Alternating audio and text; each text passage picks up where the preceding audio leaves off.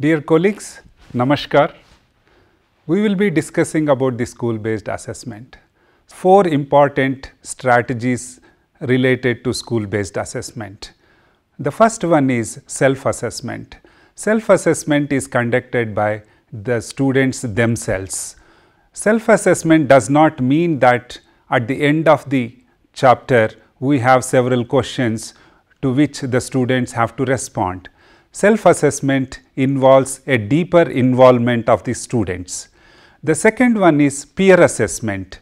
In peer assessment, the students assess each other so that they can understand how they are progressing and how other students are progressing and how they can improve their performance based on the better progress that is made by others. The third one is group work assessment. We are habituated in assessing students as individuals. As opposed to this, we can also assess them in groups. We can see how they are cooperating with each other, how they are helping each other, and how as a group they can get involved themselves and do the things better. The fourth one is portfolio assessment. When assessment happens on a particular aspect over a period of time, that we call as portfolio assessment. Portfolio assessment also involves students in doing several things and not merely keeping the records of the students for a longer periods.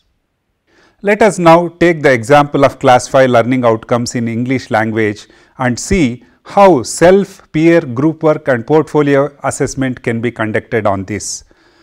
The learning outcome for class 5 in English language is writes paragraphs in English from verbal visual clues with appropriate punctuation marks and linkers. Another learning outcome at the same level for class 5 in English language is writes a mini biography and mini autobiography. Based on these 2 learning outcomes, we understand that the students have to develop abilities of not only identifying the text and responding to multiple choice questions, but also using language is important. Based on these 2 learning outcomes, now we can develop certain assessment strategies under self-assessment, peer assessment, group work assessment and portfolio assessment.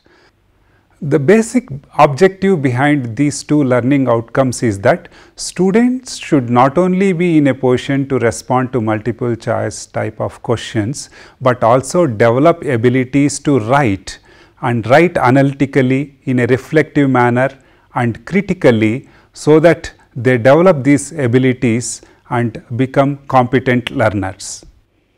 When we ask the students to write an essay, it merely gives an impression that they are being assigned some kind of work. Instead of doing like this, we should be engaging the students in a very active manner by asking them on what kind of topics they would like to write an essay.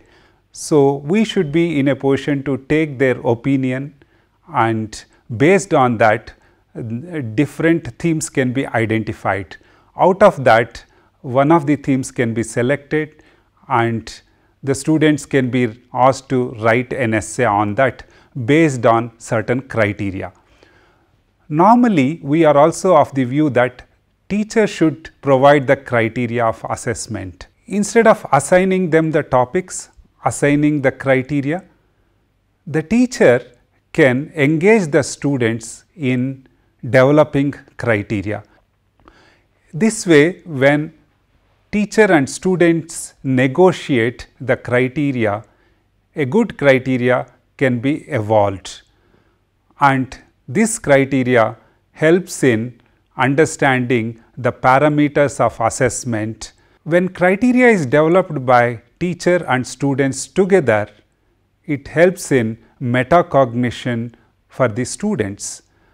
The metacognitive abilities are those abilities wherein the students understand how their learning is happening, the direction of the learning, the pace of learning, etc.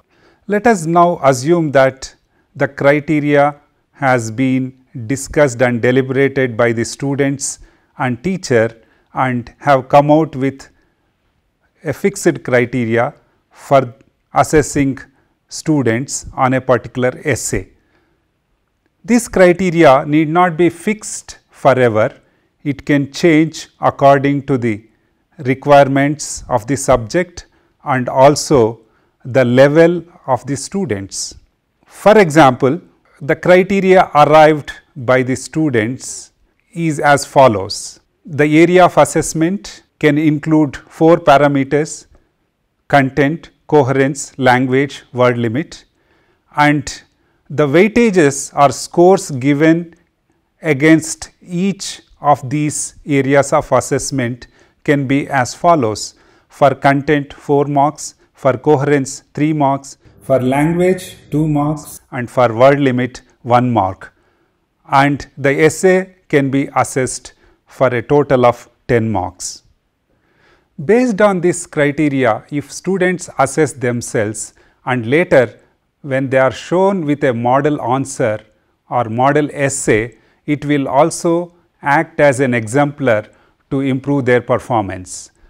In addition to this, students can also be asked to exchange their essays randomly so that others are in a position to assess their work rather than only the teacher doing that kind of work. In addition to the self-assessment and peer assessment, we can also form groups of students who can be writing an essay on any topic or similar topic or the same topic. When the students work in groups, they develop a mutual understanding, they develop ability to learn from each other and develop cooperative abilities. All this will help them in advancing further. So, this kind of group tasks are also essential and they can be provided not only in writing essay, but in any form of teaching, learning and assessment. In addition to all these aspects, we can also maintain a record of people's performance over a period of time.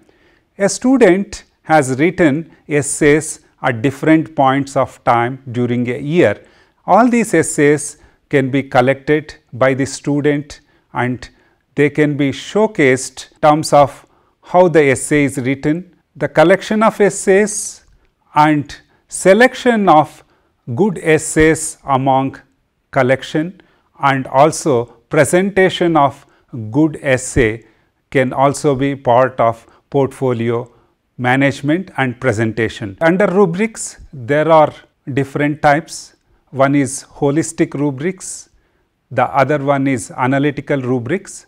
Under holistic rubrics, we do not subcategorize the weightages, whereas under analytical rubrics, we give weightages for different levels of performance. So, this way the students develop the abilities in not only understanding how they have written and what they have written, but also how a particular piece of work is better than others, etc. The 4 assessment strategies that are presented are only exemplary in nature. There are various other tools and techniques that can be used by teachers in the classroom. They can be tailored to the needs of the children and they can help in students coming together in conducting the tasks, and teacher can help them wherever they require support. This way, we can implement school-based assessment in a very effective manner so that students are in a better position to understand their own learning and progress further.